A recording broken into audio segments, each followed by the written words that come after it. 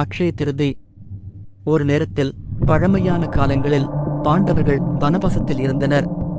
அந்த நேரத்தில் அவர்கள் தினசரி உணவிற்கு பெரிதும் சிரமப்பட்டு வந்தனர். துரியோதனன் அவர்களை அவமதிக்க விரும்பி பலவிதமான தடைகள் ஏற்படுத்தினான்.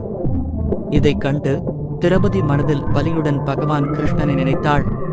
அவளது பாசத்தால் வசியமான கிருஷ்ணர் உடனே அங்கு வந்தார். திரௌபதி சமையலில் பயன்படுத்திய பாத்திரத்தில் ஒரு சிறிய அரிசி தானியம் ஒட்டிக் கொண்டிருந்தது. அதை எடுத்துச் சாப்பிட்ட அவர் மிகுந்த திருப்தியடைந்தார். அதே சமயம் பாண்டவர்கள் அனைவருக்கும் உணவு பசியே இல்லாமல் போய்விட்டது.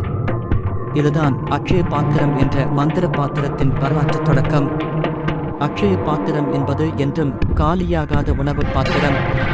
இந்த பாத்திரத்தை சூரிய தேவர் திரௌபதிக்கு வழங்கினார். கிருஷ்ணரின் வேண்டுகோளுக்கிணங்க இதனால்தான் இந்த நாளில் மக்கள் உணவளிப்பு, தானம், தர்மம் ஆகியவற்றை செய்யும் போது அது முடிவில்லாத நன்மை தரும் என்று நம்பப்படுகிறது.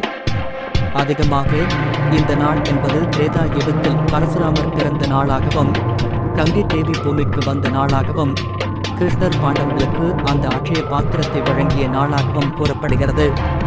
அக்ஷய திருதி அன்று செய்யும் எந்த ஒரு நல்ல காரியமும் நிதி, தானம், உணவளிப்பு, பூஜை எல்லாம் முடிவில்லாத பலன் அளிக்கும் என்று புராணங்கள் கூறுகின்றன.